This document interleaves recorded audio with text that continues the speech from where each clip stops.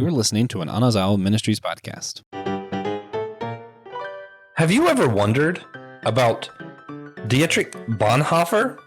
Well, if you're looking for a podcast with all the answers about Bonhoeffer that's going to help you better understand your faith, you've probably come to the wrong place. But if you come to a show that's going to help you ask questions of people who struggle with different opinions, and where we're going to bumble our way through discussing this great theologian and trying to get some nuggets of wisdom and better questions to ask from his thoughts, then this should be the perfect show for you. This is a show designed to give you more questions than answers.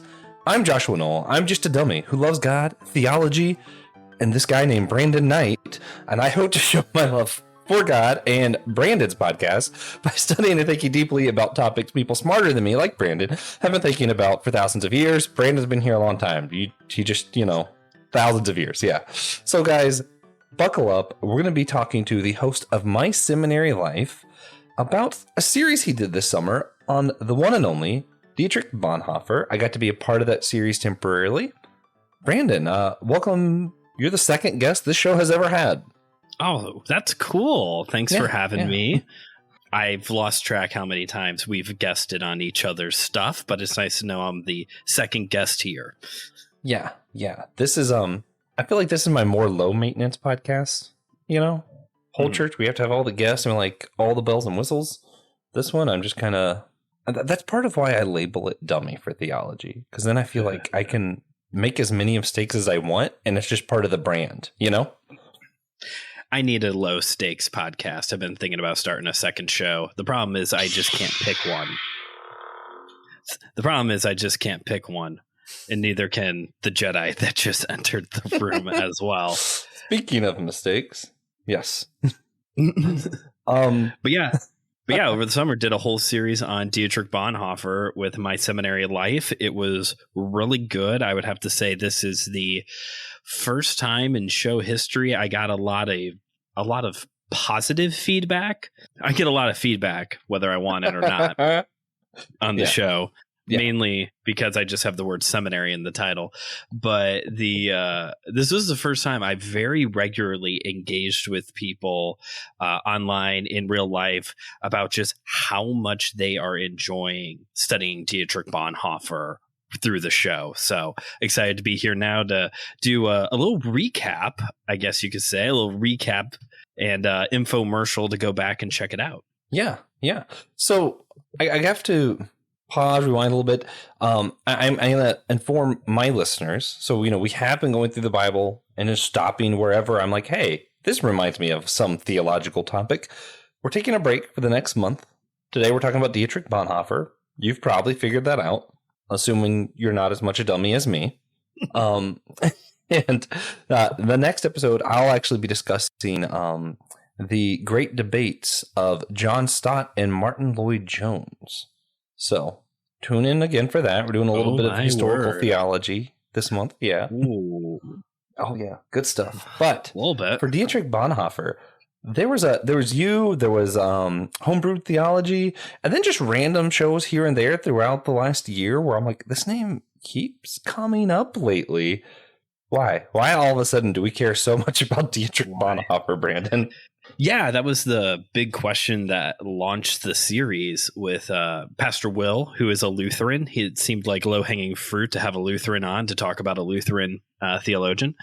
Part of the reason why I think Dietrich Bonhoeffer has become very popular all of a sudden is, first off, he hasn't not been popular. I think if you walked around your church congregation, wherever you go to church, more than likely they're going to know this name, and probably because of his book, The Cost of Discipleship.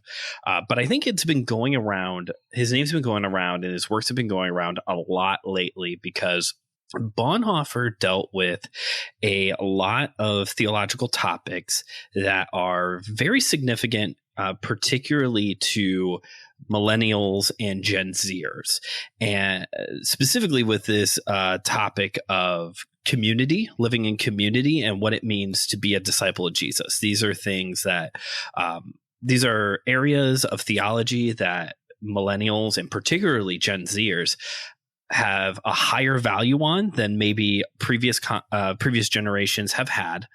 And so I think this is the big part of the conversation is his comes with it. I think the other reason why his name goes around quite a bit is because he's different. I don't know if I've talked about this a lot on the show before, but my show, not yours, my show before, but I don't want to dunk on all of modern Christian writing, but there's a lot of it that's not great. And what I mean by not great, what I mean by it's not great is that it's very fluffy and it's very much, it just repeats. The book will just say the same thing in every chapter with just a slightly different illustration. At least that's been my experience with modern Christian literature. Bonhoeffer, a lot like C.S. Lewis, who's also, we're going to talk about a little bit here in this episode. There is a critical thinking and a depth to his writing and to his other, his teaching and his preaching, that is just refreshing. And I think if you are someone who is trying to go deeper in your faith, who doesn't want to just settle for the standard evangelical XYZ preacher, teacher, book person, whatever is the flavor of the day right now, Bonhoeffer is going to scratch that itch more than a lot of contemporary writers right now are going to. Oh yeah.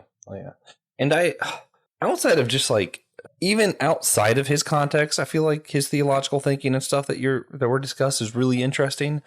But I think part of it, the context itself is interesting, where he lived in a time where you had the Christians of Germany that were kind of doing the Christian nationalism thing and justifying the whole Nazi regiment.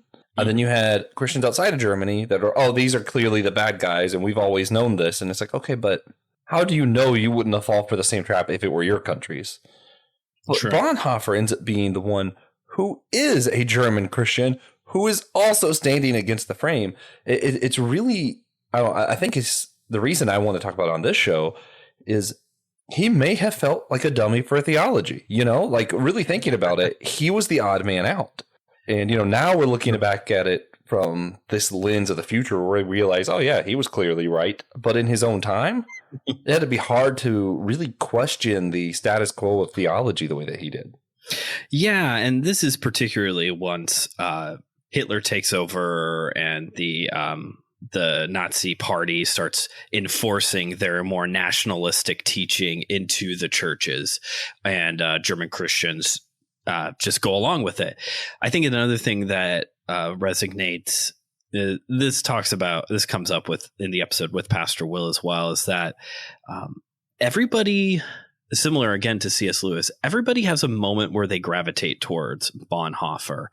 Usually, if it's anything, it is this political element of his writing and his career, this standing against the machine, standing against the evil political party that is trying to, who is definitely doing atrocious things to minorities, to the Jewish people.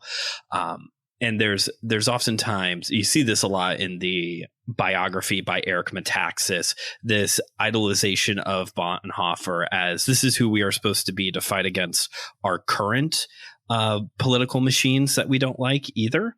What's interesting is that even though he was the ethical advisor to the group that was trying to assassinate Adolf Hitler, Bonhoeffer and much of Germany was pacifist. They were pacifists. Bonhoeffer idolized Gandhi and wanted to go. That was like the one bucket list thing that he was never able to do, was to go to India to study under Gandhi for a period of time. And I'm getting ahead of myself a little bit if you want to do more of a walkthrough of his life. But yes, I think you're right. For those of us, people who listen to your show, people like you and me who feel like the odd man out, I think Bonhoeffer is an easy person to gravitate towards because he was definitely the odd man out. And I think it also has something to do with political leanings as well for his popularity. Yeah, definitely. Especially in times where, like, in our own country right now, as we both live in America, we have some of these crazy polarizing times and Christian nationalism and so many of the things that even you talk about on your show that I was like, are we sure he wasn't writing to us right here, right now? Like, it's crazy. I forgot what came up, but there was even something that came. I forgot what it was now, so I can't like point to the right episode. But there was even something that I'm like, man, where was this in 2020? Why wasn't these quotes going around in 2020 when everything is shut down and everyone's fearful and just like, oh, I think it may have been the episode you and I did when I was talking about the Bonhoeffer side of the conversation of like, you know, keep moving forward, trust God. It'll all work out. Like just very like basic, but still very essential to our faith. And like, where is some of this stuff? Where were these quotes in 2020 when we needed them? Yeah. And I know we'll probably get a little bit more into that in a second, but even the C.S. Lewis part of that, it was so interesting because we keep hearing unprecedented times. We've never had this. This is like a once emergency thing. And, you know, it was a unique threat. Donald Trump's a unique threat. It's all over the, you know, a lot of news I listen to. And that's not even liberal news. It's just, just news. Insane, in my opinion. But yeah, it's just so funny because then you hear that language and then you read C.S. Lewis's article during World War II where he goes, yeah, there's no such thing as uniquely dangerous. He's like, the life expectancy for everyone is still the same. We're all, you're going to die. Like, doesn't actually change. Right. He's like, unprecedented times? Every time is an unprecedented time. And I'm like, whoa. The C.S. Lewis wrote that during, I think, the the largest war in all of history. Like, and Lewis is like, yeah, there's no such thing as unprecedented times. Go. No, every time's unprecedented. Yeah, that's what it was. Every time is unprecedented. Yeah, that's true. And also wild. So, yeah. I'm sure we'll get there, but let's jump through some of the stuff that you talked about over the summer. You mentioned why you picked Bonhoeffer. Hopefully people understand why, to me, this is an important thing for Dummy for Theology. We're looking at someone who was questioning the status quo and bringing up some big questions that, you know, we like to end this show with 3 big questions. So hopefully at the end, we can pick some from Bonhoeffer to think about. Okay. I'm saying that now to like cue you in to think about it. Yeah. Oh, I'm working on it. Anyway, so you mentioned some of the resources that you used throughout this series. One of which being what I have pulled up here on our YouTube page for everybody, the Bonhoeffer Reader.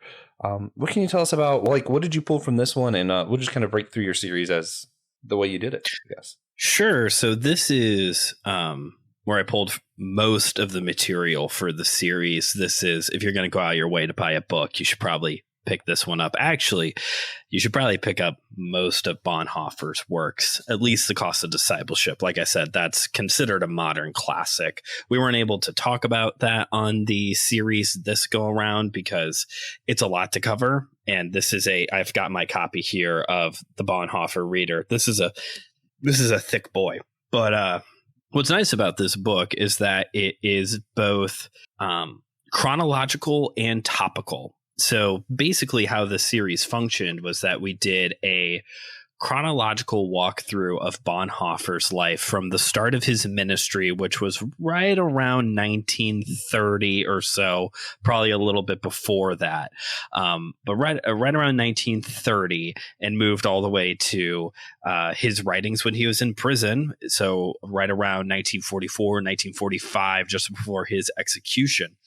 And what's cool is that, like I said, it's chronological. So in each episode, I was able to highlight like, hey, this is what's going on in Germany. This is what's going on in Bonhoeffer's life right now while he is writing this, just so that way everything wasn't just in a vacuum. You had a little bit of as a listener, get a little bit of a historical context for what's going on. But then each section was also topical. So let me just pour into this real quick. So the first section was on his writings while he was in Berlin, Barcelona, and New York. Then his university lectures was the second section. Pastoral writings, theology against the Third Reich, some of his books on Christian life and community, ethics, which was for as much as Bonhoeffer is known for writing about community and writing about discipleship, ethics was the biggest area of Christian thought that he himself thought he was making the biggest contribution to. And then finally, the last section is his writings from prison, just awaiting his death, awaiting his execution. So in each episode, I chose, I think it was like one per section to highlight. And yeah, what was nice about that was that it provided this chronological walkthrough through his life, and also got to see a little bit of just how his theology grew and developed over the years as well. Yeah. So this is one that's I really like shows like yours that let me cheat. For some reason, I love reading like older theologians or like preachers. And I find it really helpful to know what's going on in their life during things so that I can have some context. But for some reason, I hate reading about their history, like personally. Okay.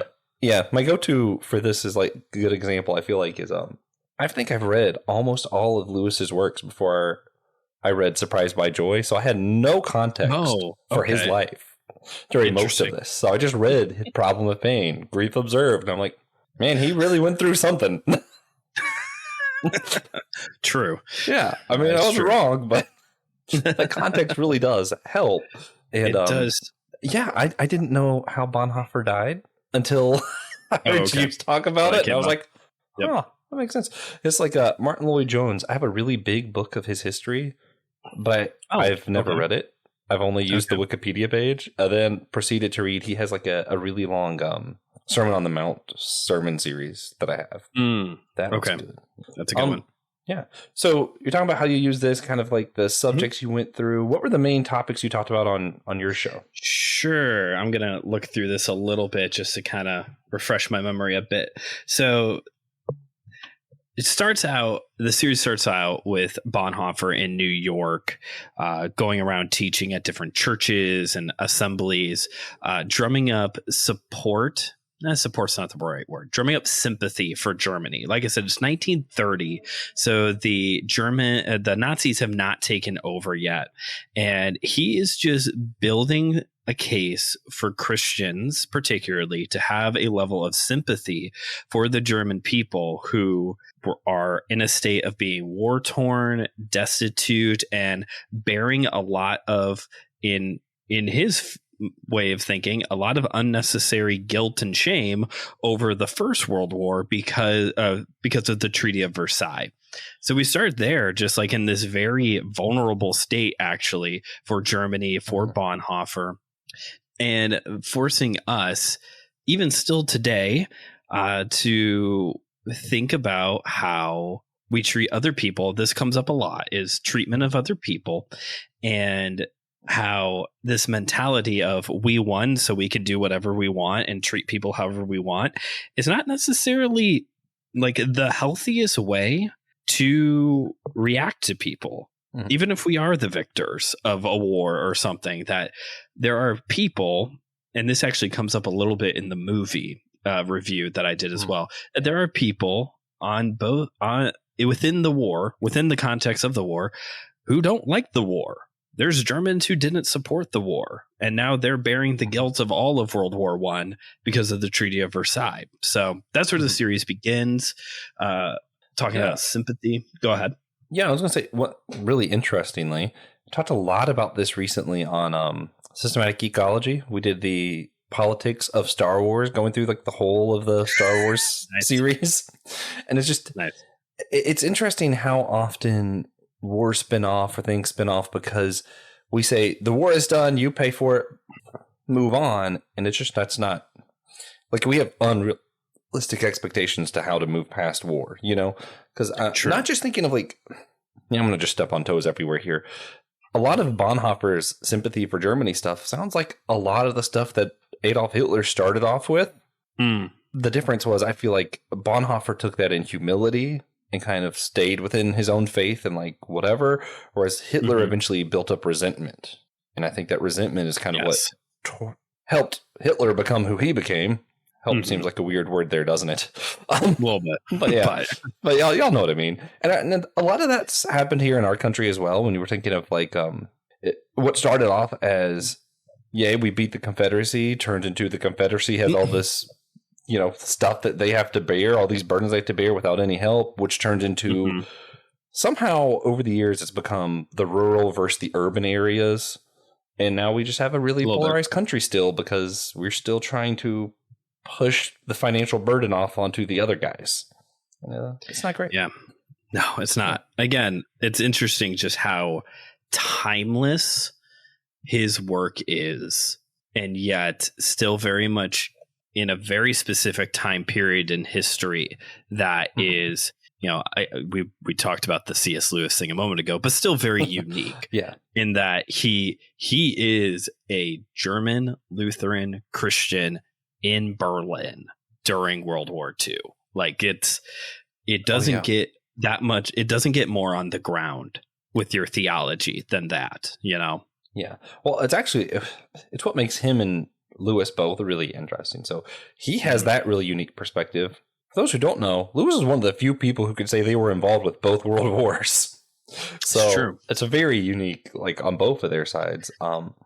So I do have to ask, since this is a dummy for theology, I'm going to pause for a second to ask you, as far as like your average person who isn't like a deep theological thinker or anything, are they still able to pick up a lot of these works and books and kind of understand Bonhoeffer, or did he kind of write more to a...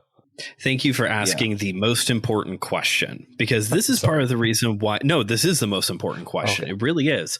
I'm not being sarcastic there. This is a conversation that happened actually between one of our mutual friends and fellow podcasters, Joe Day. Joe loved the series because, and this is part of the reason why I did the series, is that Bonhoeffer's name goes around. Like I said, we kind of have heard of it, but there is by the average Christian, take that for however you want to interpret that. There's kind of this brick wall there of like, I've heard Bonhoeffer, great writer, great theologian. I don't know if I could read his stuff, because we have this built up in our minds that if somebody is a great theologian, that means that their stuff is untouchable by the average, air quote, Christian, the average Christian.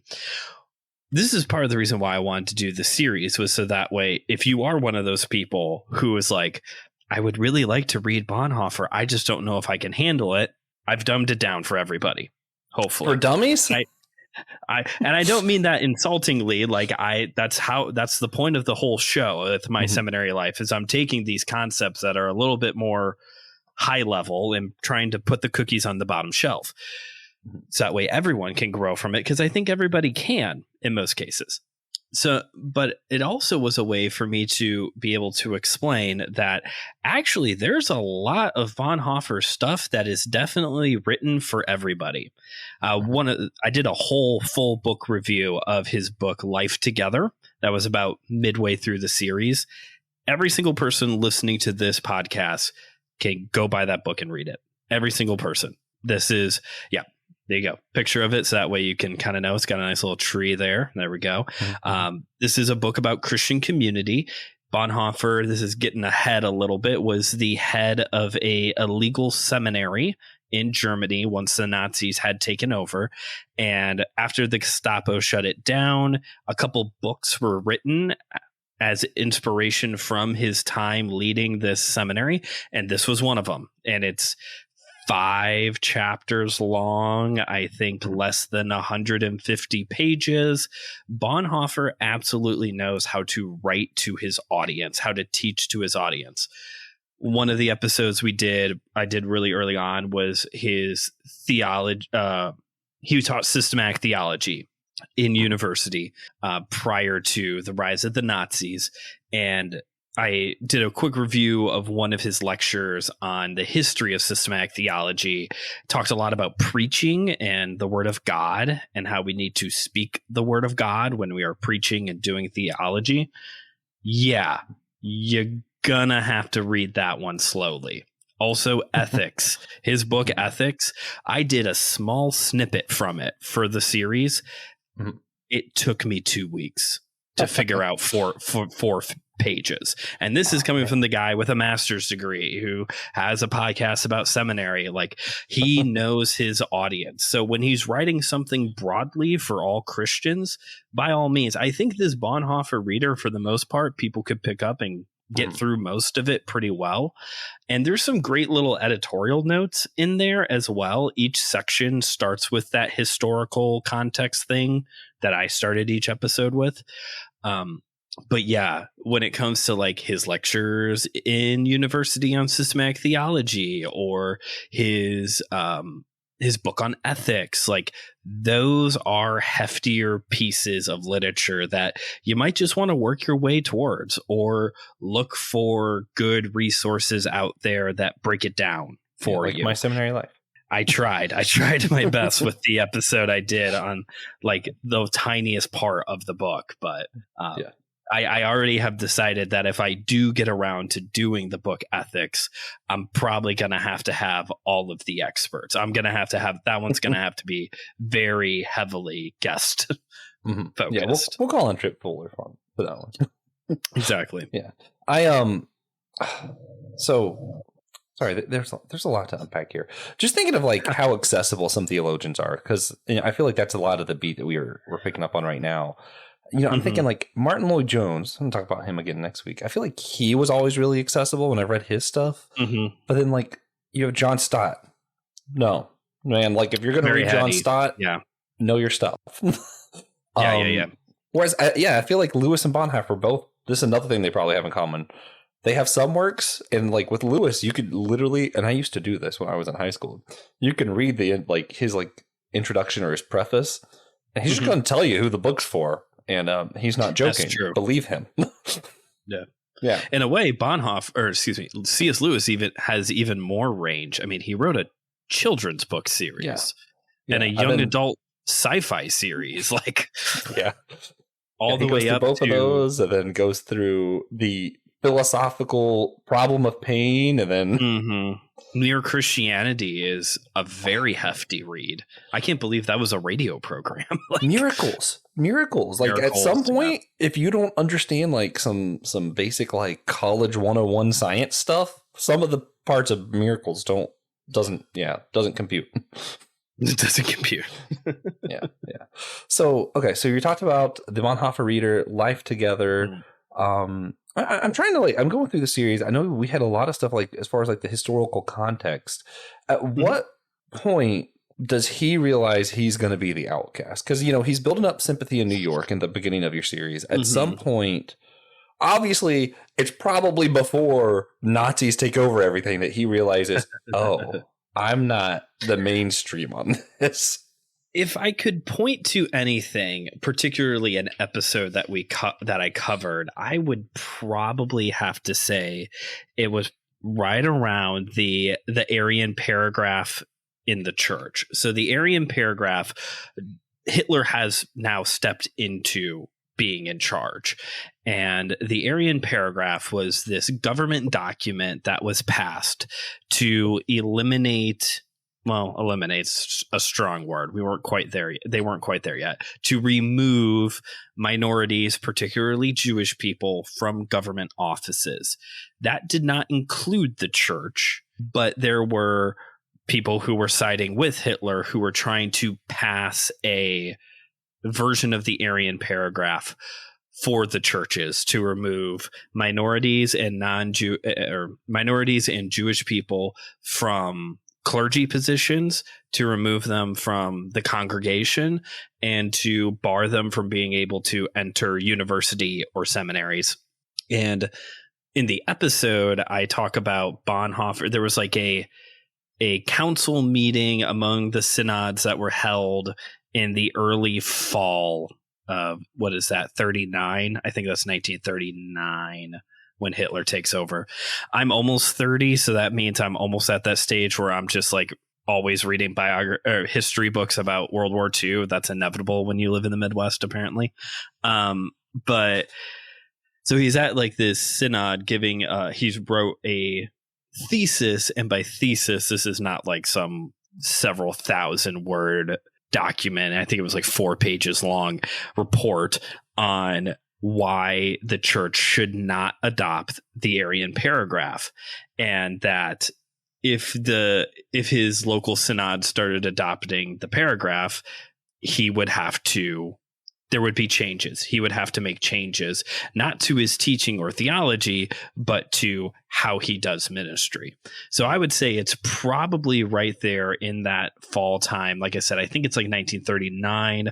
This is shortly after that is when he gives his farewell address to his students at university. This is where you and I got together to talk about Bonhoeffer and Lewis, and he stepped down from his teaching position at the university and took on being the pastor of 2 German-speaking churches just outside of London. Like he made a full exodus for a short period of time once Hitler came to power. So I would say if there was any time in his life where he started to read the writing on the wall, it was probably right there when things started changing. Yeah, that makes sense. And I hate to do too many comparisons. I don't think Russell Moore is the next Dietrich Bonhoeffer. Let me put that out there. But Russell Moore's recent book, Losing Our Religion, does have a lot of these rhyming tones to some of Bonhoeffer's writings at that point, where he's kind of saying, look who the church has put in power, the white evangelical church. That's what Russell Moore is talking about. He's pointing to that and he's saying, look at what we said our beliefs were. Look at where we are now. We're losing this. Ironically for me, I'm going to get a little bit personal, I guess, but Switchfoot re-released Beautiful Letdown. Yeah, they did. Because we're old. Yeah. Yeah, we are old now. But man, we're old. I was listening through this and what was it? There was I had never, when I was younger and I heard this, it was just like, I like this music. It sounds cool, but I don't think I really listened to the words, I'm listening to it this time, and they have that line of, we were made to live, have we lost ourselves? And just kind of rhyming with that, losing our religion, that rhyming here again with Dietrich Bonhoeffer with the, we're losing ourselves here, guys. And I think the reason it's personal for me is, you have to ask yourself that, especially like when you care about theology and seminary. Sometimes you get so into the books, I feel like you forget that there's life that's supposed to be here. Like it is a spiritual aspect too, not just the intellectual aspect. That's the personal side for me. But then also looking like just at our nation of, are we losing ourselves? And I think these works and people like you covering it, making it more accessible for people today is incredibly important. Yeah. And it's weird because the losing ourselves isn't what is normally trumpeted of we're becoming a godless nation or whatever. This is losing ourselves in a way that we think we're actually being religious, if that makes sense. Like we're losing ourselves in a way that we think we're actually doing what we're supposed to be doing, but we're not. It's very complicated. It's almost a philosophical conundrum, like something is and is not all at the same time. And that's not how that works. Yeah. Yeah. So I'm trying to figure out how to ask this question. It is about Bonhoeffer, but it's going to take me a second to get to the Bonhoeffer part of the question. Okay. But, I'm looking at this today. People like Russell Moore and others, Beth Moore, ironically, not related. Yeah. Right. They, who kind of question the status quo of what some of our churches are doing and how the church is engaging with politics, Christian nationalism and stuff today. And a lot of times it's really weird to me how the church, all for certain political ideas, very much a lot of the times basically says you should vote this way without saying it. But then when someone stands up and says some of these things, they get wrote off as, they're just being political. And that's kind of like they're not really being a good minister because they're being political. True. Which really, for some reason, only counts if we don't like the things they're saying. But whatever, I'm going to leave that part alone. Did anybody ever try to do that to Bonhoeffer? Was he ever writ off as just, you're just being political, this isn't really Christian stuff anymore? I'm sure there was some pushback along the way. Obviously, the Nazi Party steps in. Yeah. Eventually, Bonhoeffer returns to Germany. Then he takes a second trip over to America, and he's going to stay. He kind of does like the Albert Einstein thing. He's going to stay, but changes his mind and gets on the last boat across the Atlantic back to Germany, and it's almost immediately the Nazi Party tells him, no more books. You're not publishing any more books. You need to be you need to be teaching what we want you to teach, all those types of things. So I'm sure there was pushback. That's probably the biggest, most hanging fruit of the people in charge who were forcing this ideology and agenda down his throat were doing that. Anyone specific, I'm not sure offhand, to be honest. Yeah. I'm going to move on because I don't think either of us have the answer. I've just always been kind of curious of like, when did the church start like pretending to be allergic to politics? Like it's just so random to me. Because I mean, if you look back at the history of American Christianity, particularly with the rise of conservative evangelicalism, a lot of where we are at now is because of decisions that were made between the 1920s and the 1940s. So it may have been right around this time, what we're talking about with Bonhoeffer, that this opinion started shifting more. But again, like you said, I don't have any concrete evidence or anyone particular to point to. But when you broadly look at because that's when the rise of liberalism took place, and conservative evangelicals started taking a very sharp right turn as well. Yeah. Also, to see how the church tied itself with the Republican Party specifically, Jesus and John Wayne by Kristen Kobes de May. Am I saying that right? Yeah. She's been on the Whole Church podcast also. So, check that out. She's cool. You get all the good guests, man. You had Caitlin Shez. Get lucky. You had her. I'm jealous. I do. Caitlin Shez was cool. She was one of those people that's just like, I would just like to talk to you just because. Like, it doesn't need to be for a podcast. Oh, yeah. It's a conversation. It's a bummer I guess she's out by you. I'm here in Chicagoland. Like, I would totally just like hang out with her. I was going to say, it's a bummer that she's so popular. Yeah, like, I wish you were just some nobody that lived on my street. Right. Wheaton isn't far from me, though. So technically I could figure out how to hang out with Phil Vischer and Sky Jitani, but that might take some work. I know, right? Esau McCulley, too, because he teaches at Wheaton. Yeah. So we've teased it a few times. Uh-huh. You had me on for some reason. You made a mistake and invited me on as a guest. No, we reviewed a couple of essays from C.S. Lewis and Dietrich Bonhoeffer concerning once the war started.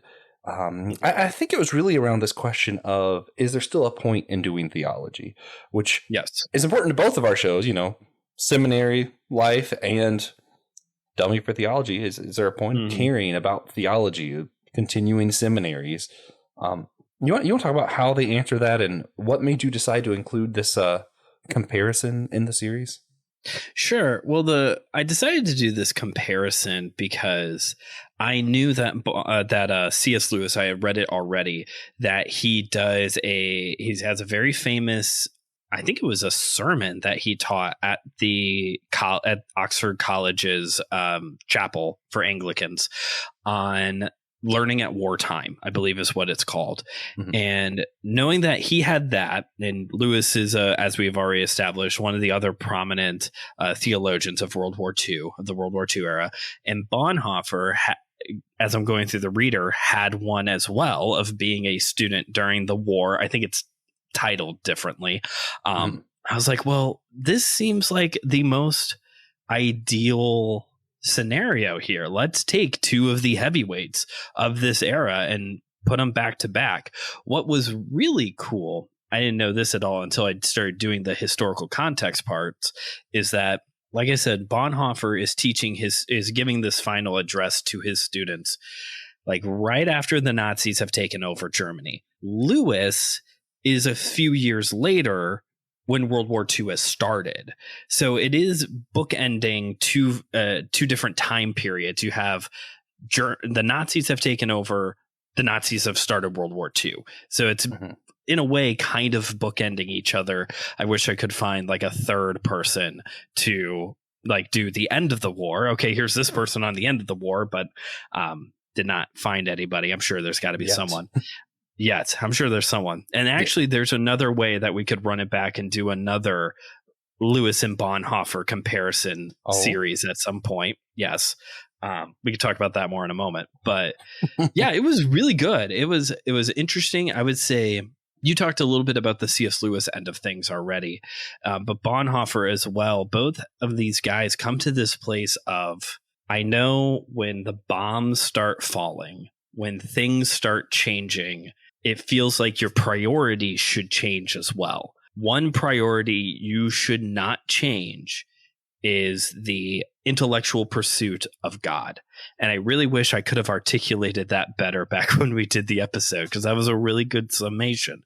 But that was basically what they were both driving at here, is that when things change, when pandemics start, when the guy you don't want or woman that you don't want gets voted into office, the one thing that should not change, that you desperately need to hold on to, is intellectually pursuing God through good work, through good writings and good writings, good teachings, and the Word of God itself.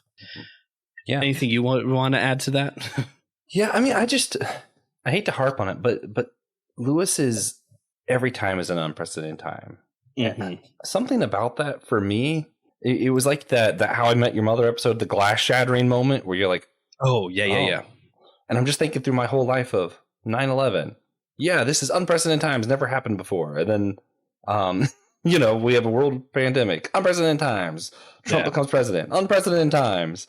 Right. Time and economic crash of 2008, the economic crash thing that's going on right now. Like, that's always something that's pointed to for us as millennials. It's just like all these things that we have lived through. Yeah, we've gone from meme. Yeah. We've gone from Columbine, like bringing the entire country to a stop, to a point now where school shootings are still scary, but they happen. And it's so sad that that's where we've gotten to. But yeah, it's like we've seen so many things, or you look back to the people during Lewis's time who is seeing the biggest war begin. The people who saw the Korean War begin, the people who fought in the Vietnam War, the Desert Storm, Operation whatever, the Iraqi War, like, yeah. And it's all I'm thinking, like, not unprecedented. If Lewis had the exact same, like, if he were to create the meme like what we did of like, oh, we went through a world pandemic, all this, it's like, I think wasn't that one of the pandemics during his lifetime as well? So he had the world's biggest war once, and then the second time it became the biggest war again. Mm-hmm. I think there was a pandemic thrown in there. I mean, so much stuff happened in his lifetime, and he's like, every time's an unprecedented time. And I'm like, he died in 56, I think. Yeah. I think it was the 50s when he died. So he even would have saw the start of the Korean War.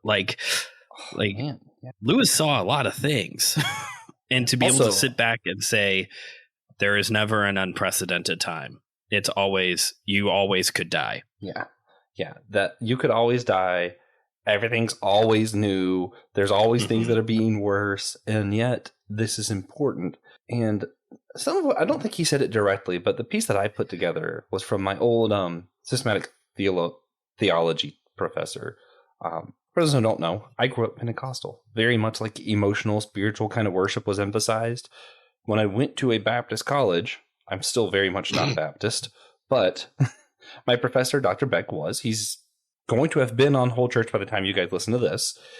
He'll be back on there. He's been on there a few times, but he's part of our ecumenical aesthetic series we're doing over there. He taught the whole class that one way you worship is through your mind. When you're singing these old hymns and you have this like almost like a database in your mind, and it's like when we say providence, what does that actually mean? And you're able to unpack it a little bit. That's where theology actually is important, because you're able to worship more fully. Mm-hmm. And there was a thing Lewis was writing about when you're on the front lines and all this other stuff. He says eventually you go more towards your books, you go more towards these things that are entertaining, because it's almost like you need to enjoy your life. Like not as much a YOLO as much as it's a realization of my time is limited. What am I going to do with it? And what do I value? And theology and the arts are things that when you were in these positions, you learn to value. Yeah. Yeah, that's a good point to bring up with Lewis as well. Bonhoeffer very much focused on the intellectual pursuit, but he is talking specifically to his his students. Lewis has a bit of a wider audience, but yeah, that is a big thing for him as well in his in this sermon he preaches. By the way, why didn't we get to hear C.S. Lewis preach a sermon? Like, yes, man. correct. Anyway, but this idea of like enjoying the arts, and that when the war starts, when the bombs start falling, when you can't go outside anymore because of the pandemic, like, as much as you may feel like, okay, I need to abandon everything and just preach the gospel to people and get as many people saved as possible, you know, it goes back to the preacher in the book of Ecclesiastes of like, hey, you can enjoy life a little bit still too. Maybe not binge Netflix for the next 2 weeks, but, you know, enjoy the arts, read a book, pursue God. Yeah, and that's something we've been talking about. Sorry to keep plugging Whole Church, but we've been talking about in our ecumenical aesthetic series and stuff, and just this realization that part of the pursuit of God is also a pursuit of beauty, because God is beauty. He's the origin of beauty. And just thinking of that and realizing, and the way Lewis talked about it is almost like instinctually, knowing that your life's in danger, they cling to what is beautiful. And just kind of thinking about that and going, oh yeah, that's important. And theology can be beautiful. It is for everyone. So keep on. Oh, sorry. Keep on studying. Yep. Oh man. So let's go ahead and you ended the series with a movie review. I don't have a slide for the end of Bonhoeffer's life, so if you could just somehow throw that in this part as well. Sure. And you're starting your next series with started, especially by now. You're well into your series by the time this comes out, I think. Yeah. You're going to be talking about Greek life Greek life. Yeah, the Greek life. You're going to go to some colleges, visit some sororities on My Seminary Life. There we go. Why don't you go ahead and talk about that as well? Sure. So yeah, ended the series talking about Bonhoeffer, Agent of Grace. I thought about putting this at the beginning, just as a way to introduce Bonhoeffer to the wider audience, but this is actually a good way to end the series because this film really does focus on the very tail end of his life.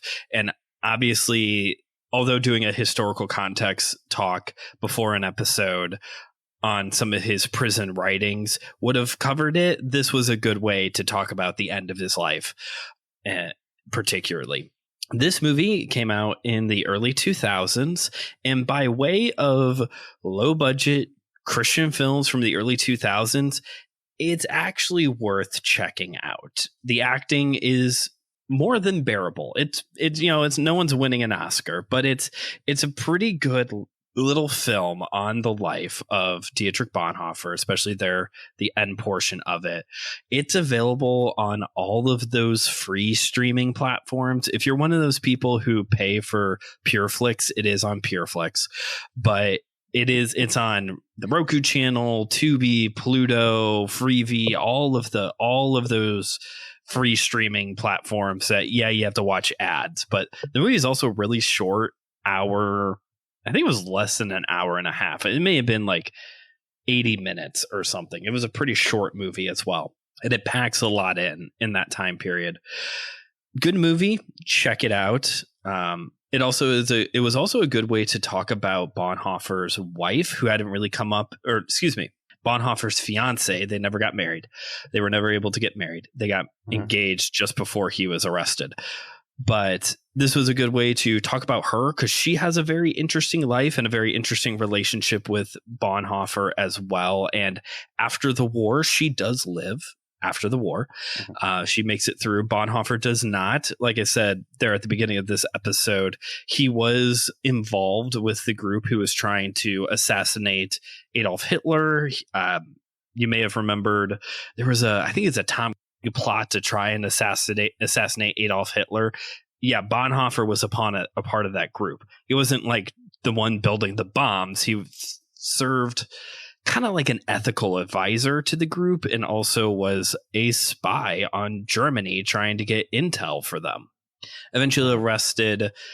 He was arrested in the spring of 1944 and then executed the following, it was almost a year today, to the date, 1945. And for you World War history buffs, you'll know that the war ended. The treaty was signed in September of 1945. So he's executed in I think it was April of 1945. The war ended and he could have been liberated in September of 1945. And this is actually going back to the first episode in the series, something that Pastor Will and I do a little bit of a what if scenario with, which is also popular on your other podcast, Systematic Geekology. Doing a what if scenario of, Bonhoeffer was only, I think he was in his early 40s, late 30s when he's executed.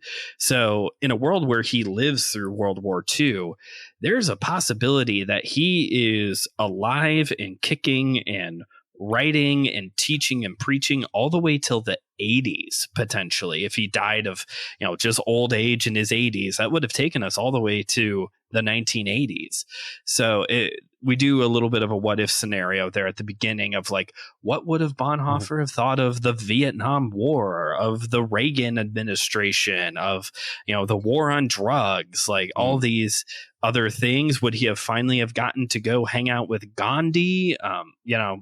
Just other things like that. So, and like you said, we're doing a new series now over at MSL on ancient Greece. More history, a little bit more history for everybody. Turns out people kind of like the history lessons a little bit.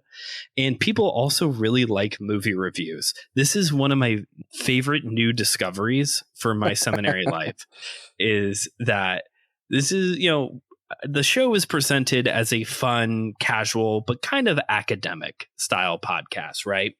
I've done a ton of book reviews, a lot of book review episodes. This year, I've started doing movie reviews. And just like in school, how nobody likes writing a book report, but everybody likes the day when we're just going to watch a movie in class, the movie review episodes do so much better, like by way of downloads and engagement. It's so funny. I also forgot, I was going to talk a little bit about the other way that Bonhoeffer and Lewis kind of cross over a little bit. But just to finish my thought, we're doing this series on ancient Greece, looking at topically, not doing like a historical walkthrough from the beginning to the end of the Greek Empire, but a topical look at philosophy, mythology, Sparta. At the recording of this episode, this coming week's episode is going to be on classical literature. I'm sitting down with a Christian humanist talking about the Iliad and the Odyssey, and also what the heck is a humanist. Fun. Like, oh, you're going to like it. I mean, you're going to hear it, but you're going to hear it here pretty soon. I will have liked it by now. You would have liked it. Time travel. It's not a thing unless you're a podcaster. So that's what's been going on in the show. And to the movie review part, to talk about mythology, Pastor Will Rose and Christian Ashley were on the show to talk about the 1981 film Clash of the Titans. Christian Ashley we reviewed the movie 300, just like movies that Christians shouldn't be reviewing, or good Christians shouldn't be reviewing. As vehicle, good Christians. Those Christians Russell Moore is writing about. Callback. So it's a lot of fun. I like doing these movie reviews. There's more than enough podcasts out there that do movie reviews. So to find a way to naturally fit it into the show it kind of scratches an itch for me a little bit, if I'm being honest. Yeah. I mean, also check out Systematic Geekology. We do some movie reviews over there. Occasionally Brandon a guest, and the first year and some change, I think he was a host over there. It's just me. It's just Brandon. It's just me. 13 of us took it over, but is that one Brandon equals 13 regular humans, if anyone's counting. The strange Hydra. Yeah, it's fine. Strange Hydra. Yeah, we're renaming that show now. Strange Hydra. Strange Hydra. You were talking about another comparison between Lewis and Bonhoeffer you wanted to bring up. Yeah, just real quick. Yeah, I do. Bonhoeffer and Lewis both wrote books on the Book of Psalms. That is interesting. It is interesting. So I talked about how when Bonhoeffer was the head of an illegal seminary, after it was shut down, there were 3 books that came out, just kind of his reflections on the time. Mhm. One was Life Together, and it's very much like this was what a normal day was like in the seminary, is almost what this book is covering. The other one was The Big Boy that everybody loves, The Cost of Discipleship. But the third one was, it's a funky title, Prayer Book of the Bible, I think is what it was called. And it's a kind of a commentary, but not, I don't think it goes through every single psalm. Walk through the book of Psalms. And so does C.S. Lewis. C.S. Lewis has a book on the Psalms as well. I have not gotten to read that one. Have you read that one? It's actually one of my favorite C.S. Lewis books. Okay. Okay. I don't think this is very controversial. I think it's just one of those things that people hear and they go, and then once you think about it for like half a second, you're like, oh yeah, no, that totally makes sense. I think of all of his works, it might be the one Lewis was actually the most qualified to write. Sure. Because for those who don't know, Lewis wasn't really a theologian per se. He didn't go to seminary. He was a literature scholar. So his book, Reflection on the Psalms, he breaks down the Psalms as a piece of literature and explains literary devices and how that helps you understand the book and make sense of it. And he does it in a very unique and I would say moving way. Personally, I think you can say that it's a poetry book. Yeah. Book about poetry. Yeah, I almost pulled the trigger and did it when I did the intro to this book, the Bonhoeffer book, Prayer Book, the Bible. I did the intro as an episode, and I almost pulled the trigger and also brought in Lewis. But what I discovered is that there's actually a lot of criticisms levied against Bonhoeffer's book on the Psalms. And so when I was reading about that and reflecting on it, I realized this might be a good series to do when we're doing like pound for pound, like, okay, chapter 1, chapter 2, I mean, obviously it's not like it's not like a remix of each other, but you know, just kind of like seeing where there's topics that like cross over and talking about them. Yeah.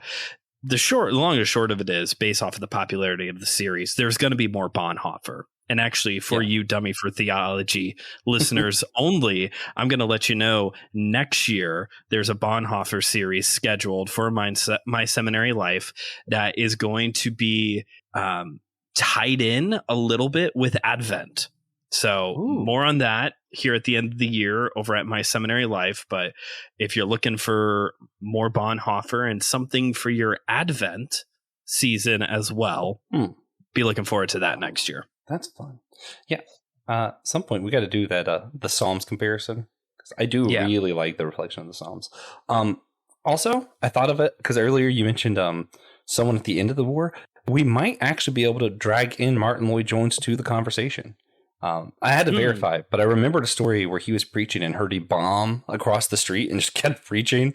So, yeah, that was Martin Lloyd-Jones. World War II just kept preaching through it. Just kept going. Yeah. So I think he could be, I don't know if he wrote anything about the war, but I have to imagine he had to. You don't get that close to it and not say anything about it. Yeah. So, I would imagine. We'll do research and let you guys know. Remember, I'm just a dummy, so don't expect me to know things up front. Right.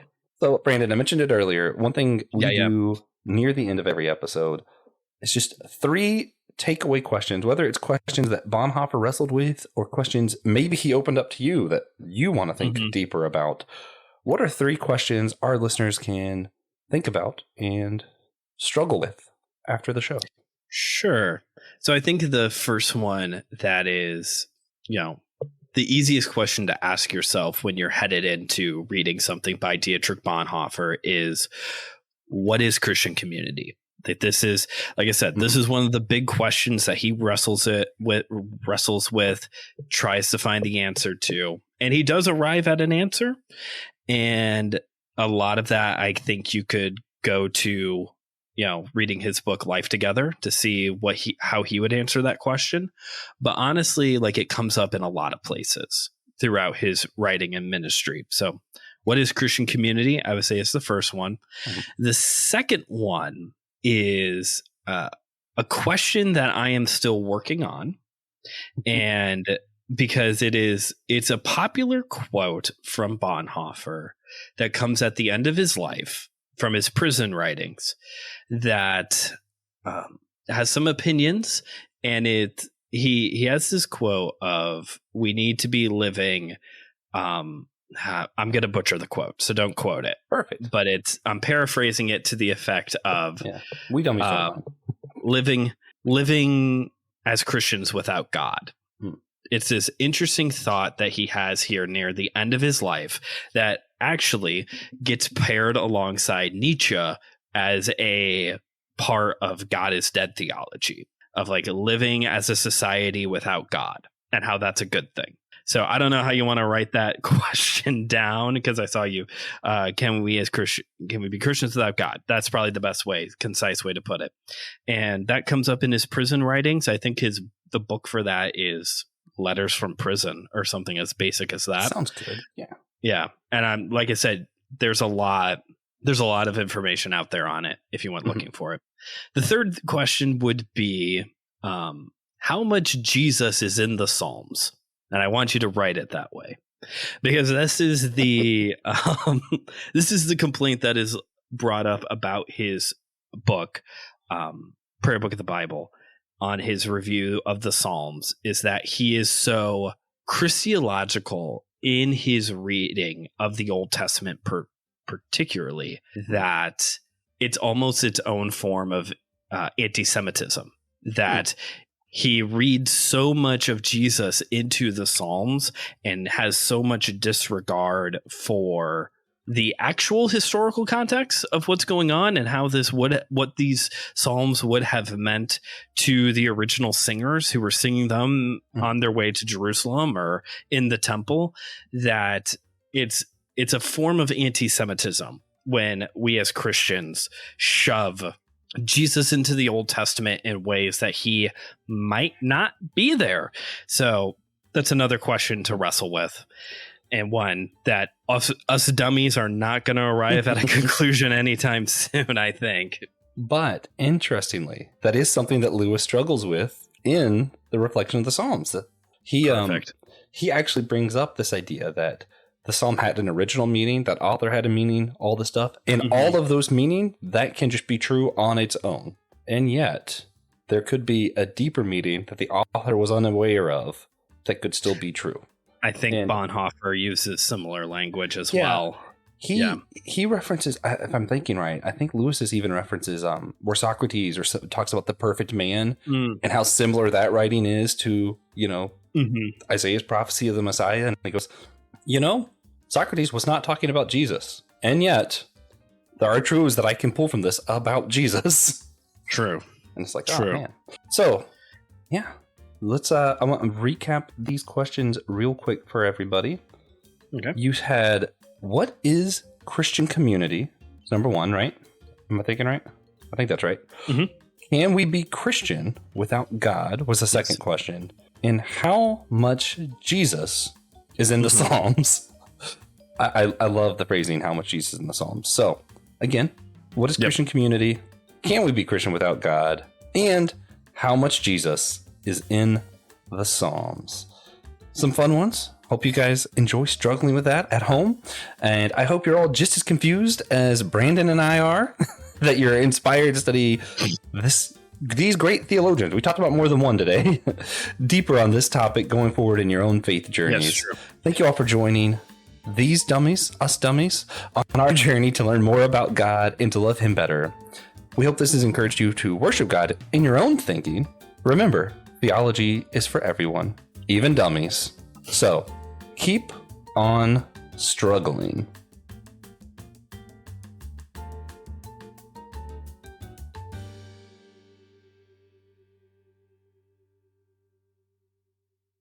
This was an Anazao Ministries podcast. If you'd like to check out other shows like this, be sure to subscribe to the network.